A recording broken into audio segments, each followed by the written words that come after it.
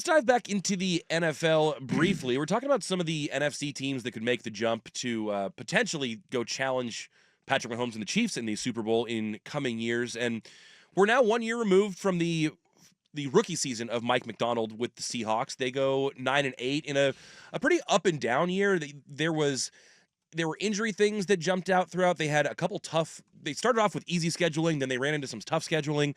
It was a little bit, I don't know, just a little roller coastery. It didn't seem to stay very, very flat. And I know that some of that gets stabilized as things move on. But how close is this team to either breaking through to being more of a competitor, or are they further away than their record indicates? I think the last 3 years, I think they've been 10-7. If I'm not mistaken. Oh, did I say 9-8? Yeah, no, they're 10-7. I think they're 10-7 pretty much every year, and they're a game away from the postseason every year. So, how close they are to being contenders, I think you're a ways. How close you are to being a playoff team? One game. And I do think if you're Seattle, I think you like the way things are going. I think you saw a defense get better and better because the last couple of years, the problem has been the rush defense. It's been god-awful. And I think as the season went on and you saw Mike Macdonald's scheme kind of start to take hold, and I think going to get Ernest Jones you got rid of both of your linebackers. You brought in two linebackers to be your starters, and both of those guys by the end of the year were gone. Thanks for coming. Get the hell out of here. Yeah. And I think the addition of Ernest Jones, who was a nice player, he just was a cap casualty in two places, one in Tennessee and one in the Rams. I think you saw when he came into that lineup, I'm not saying he was Roquan Smith, but he was that level of player, like what he meant to that defense when he went over to Baltimore. Yeah. Like he was a real difference maker. And so I think when you look at the defensive side of things, I think there's a lot to like. Leonard Williams still plays at a high level. I think you have a really bright young secondary. You got some studs back They're pretty there. good. And so I like the defense, and the defense got better. And I would assume that under Mike Macdonald, this defense is going to continue to get better. I think, look at Vic Fangio, right? I think people saw Fangio come in and they were like, is this really? Yeah, it takes a while. But you saw Seattle really adapt to the scheme. So to me, I think the defense sets itself up really well, and a lot of young, manageable contracts. I think the defense is fine. I think the question mark goes to the offense. And I think bringing in Clint Kubiak is going to help because I like Geno Smith. I know it pisses Rob off. Geno Smith is a good quarterback when he has time to throw and can push the ball downfield. I'm telling you, for the last 3 years, Geno Smith has been a good quarterback. But a lot like Jared Goff, you need to do two things. You got to be able to protect him, and you got to be able to run the ball. And they can't do either now. They can't do either one. When you see Detroit that doesn't have a run game, he looks bad. When the Rams' run game fell apart, remember when Todd Gurley's knee turned to dust? Yeah. What happened to the Rams' offense? It died because when you are a statue quarterback, and Geno's not as bad as Goff, but he's not a mobile guy. He's a guy that needs to stand in the pocket, deliver the ball downfield. And if you can't protect, and believe me, their O-line can't protect. It's arguably the worst O-line in the NFL. I mean, they suck. It was a rough go. And when you can't run the ball, so you can't work play action, and you can't pick up pressure. And by the way, they weren't even necessarily getting blitzed. They just couldn't block four guys. Geno Smith had less time to throw than I think just about any other quarterback in the NFL. You look at his pressure rate, sky high. It was an abomination. Yeah. So Which really hamstrings what you want to do offensively. Yeah. When you don't have the time, you can have the greatest ideas and schemes in the world. If you don't have time, none of it matters. So you bring in Clint Kubiak, and Clint Kubiak comes from his father's coaching tree. Sean McVay, remember at the beginning of the year when we said New Orleans had one of the worst O-lines in the NFL, and for like 3 weeks they were scoring like a ton of points, and we're like, how are they doing with the O-line? Run the ball. Kamara had a resurgence. Why? They run the ball. So trust me, Seattle will run the ball. They're going to run that wide zone scheme, and hell or high water, they will run the ball and they will play action. So that alone should help Geno Smith. Now the question becomes, do you literally have enough O-linemen? I think you have your left tackle in Cross, who did have his struggles this year. I think he's a really good left tackle. Outside of that, Abe Lucas.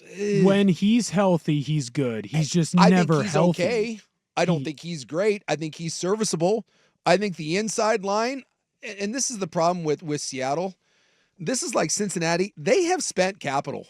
They draft interior O linemen and they suck. They just cannot. They just can't figure it out. So that is a huge question mark. I think Kubiak and his run scheme, because you see what Washington did this year, you can hide bad O lines. You can with scheme and just kind of the nature of your run game. You can hide a wonky O line. I don't know if you can hide a terrible O line. So I think Kubiak coming in, but they have to find a way to get better, whether that's keeping Abe Lucas healthy. And my God, find a way to find some interior linemen just somewhere, anywhere. Like Tyler Lockett's going to come off the books. I think Metcalf is a bit of a waste. I just think he is a flashy guy that's kind of a one-trick pony. I think does he have could you get something for him? He's got 1 year left at well, about 18. If that's the case, then at about 18 million. But I think Smith and Jigba is your best weapon. He's going to be really good. I just honestly think at some point you move on from Lockett. I think you move on from Metcalf and you redistribute that money and you build an O-line and you go on a run game and you don't need. I just think there's wasted money. I think that you need to trim some of this fat. And then the biggest question about Seattle is Geno Smith. Is Geno good enough? And here is the problem with Seattle, and it's the problem with 75% of the teams in the NFL. I believe that if you got a good O-line and this defense continued to improve, I think you could win 12 games. I mean, they win 10 every year. I think you'd win 12 games, and I think you could win a playoff game. And I think when you ran into an elite team, I think you would get exposed. So herein lies the ultimate rub that everyone has is you don't seemingly have a path to get a quarterback because you can't trade for one. You're not bad enough to draft one. So whether you hit on one, you're going to either have to rely on Geno to be the guy that gets you over the hump, or run into a Brock Purdy somehow, or run into a Brock Purdy. So I think the future is bright for Seattle. I don't think it's high noon bright. Yeah. I think it's let's go with like a 5:30 sort of sun. You can lay out and you're not going to get a sunburn. It feels a little similar to the Blazers after the Western Conference Finals appearance, where like you're going to be good enough to be in the conversation, but you're not going to get there. The problem is they've been looking for interior O-line help since James Carpenter and J.R. Sweezy. And they like I said, they spend draft capital on it and they just miss. So maybe just go hire a guy that can evaluate interior offensive linemen, because whatever you're doing ain't working, because the guys you draft and the guys you bring in suck. They just flat out, they suck. Well, they also they signed Williams this year, a center that had completely destroyed his leg to the point where he retired in the middle of the year. He literally played for 3 or 4 games, was like, I can't do this anymore. A lot of the young guys, like they've got the Michigan kid playing center this year, and he was okay for like the 3 or 4 games. If they're ever going to take that next step, it has to be finding at least one guard, if not a center and a guard that can make that transition. Look at Kansas City. They went out and they drafted Creed Humphreys, and they drafted, is it Thomas, the kid out of Tennessee, who's their now right guard? Trey Smith. Thank you. They made those 2 picks right after the Super Bowl where they got boat raced by Tampa Bay, and that was the difference. And they signed Joe Thuney. Yeah. That completely put them back into a conversation of not only are they in the Super Bowl, but they're actually winning it. Not that the Seahawks are that far, the Seahawks but aren't it can be done Geno in a year. Smith, and you should be able to allocate resources to an interior line. Lockett's going to come off the books. The next version of this to me in 2 years is Lockett's gone, Metcalf's gone. Rebuild your O-line. You have your left tackle. Everyone else on that O-line is replaceable, and let your defense continue to grow and develop. Spend your resources, draft picks, and free agency money. Rebuild your O-line. And I think if you do that, you win 11 and 12 games. I think you can win that division. I think the Niners window is closing. I think Stafford's going to be gone for a year. And Arizona, I think, is a bit of a lost ship. Seattle should be able to win that division. In the next 2 to 3 years, they should be the best team in that division if they act smartly and they let this defense grow and develop. But ultimately, I think the Geno Smith thing probably handcuffs you a little bit. Yeah. So if I'm Seattle, I'm literally spending a second and a third round pick every year, somewhere along second to fourth, drafting a quarterback and hoping that I hit on a Dak Prescott. Yep. Because I think Geno, you signed to a manageable deal again. You keep signing them those manageable deals, kicking the can down the road. Mm-hmm. And, whether that's Jackson Dart or whether you like a Dylan Gabriel or whatever, right? Keep drafting in that second, third, fourth round and try to find, because look about it, like Russell Wilson was I think a third round pick. Mm-hmm. I think Dak was a third or a fourth round pick. Purdy was Mr. Irrelevant, right? I think you just keep swinging on quarterbacks in those mid rounds. I don't think you take them in the 6th and 7th round because those almost never work out. No, but if you do it every year, you should come up with something at some point. And you find one. And if you find one, I think all of a sudden Seattle's fortunes are completely different. So I think there is a lot to like. And I think Mike Macdonald is going to be the guy. And I love the Kubiak thing because you need to pair, especially with a quarterback like Geno, you have to pair your run game with your pass game.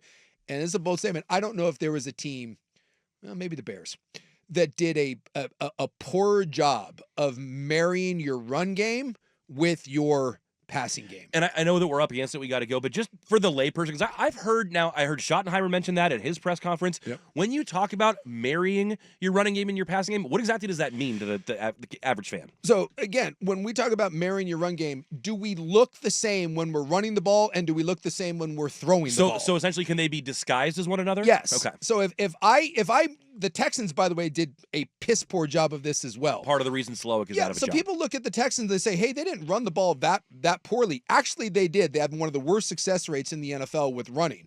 So when I know you are going to, you line up in this formation on first and second down and you're going to throw the ball, cool. I know what you're doing. If I know that you are going to be a run team, I know when you get into this look, I know when you get into this down, you are going to throw or you're going to run, right? The whole point is to be multiple. Buffalo did this an amazing job this year, right? Buffalo can come out and when they run that 6-man O-line, and if you want to go big on them, they can throw out of that. Mm-hmm. It was a perfect marriage, and that's where play action comes into pass, because especially if you have an O-line that can't protect, right? If I tell you that I'm going to do a 5 and a 7-step drop, because what does Geno Smith do well? He pushes the ball downfield. Right, that is his strength. He is not a dink and dunk guy. Geno wants to throw the ball downfield. Problem is, we can't protect, right? We can't just drop back and throw 5 and 7-step drops and throw the ball 10 yards down the field. Right, doesn't have that time. So I need my run game to disguise what I'm doing. I have to live in the world where you think that there is a threat of me running the ball. When my play action brings my linebackers in, it backs my secondary off, it gives me those opportunities. And Seattle had none of it. I just think Ryan Grubb was way in over his head. I think he came from a world in Washington where running the ball was an ancillary thing, and it was Penix, and occasionally we're going to run the ball. And if you look at, again, the successful teams in the NFL the last 4 or 5 years, what do they all do well? They run the ball. And running the ball is the best thing you can do for a young quarterback, and it's the best thing you can do for an average quarterback. So when you can't run the ball... Helps your defense out, too. And when you can't run the ball consistently, and you sure as hell can't drop back, you have a horrible scheme. And I thought that's what kind of marrying those concepts together. No one did it better than Shanahan's offense. When the Niners were really cooking, right? When they had Juszczyk and they had Kittle, and then you had your 2 receivers on the end... I don't care if it's 3rd and 6 or if it was, 2nd and 9. Could make everything look the same. You could make everything look the same. Yeah. And when I can do that, that's what keeps the defense on their toes. Otherwise, you end up in Kansas City and Spags. When Spags knows you have to throw, and when these defensive coordinators know you have to throw, and you don't have an elite quarterback, dude, it's a death sentence. Yeah. It's an absolute death sentence. So the run game has to keep it honest, and that's why it has to pair well. Your concepts have to work well with that. And then can you take your run looks and still have solid pass protection off of it? Little football education with Suke as the Seahawks try to make the next step going into next season.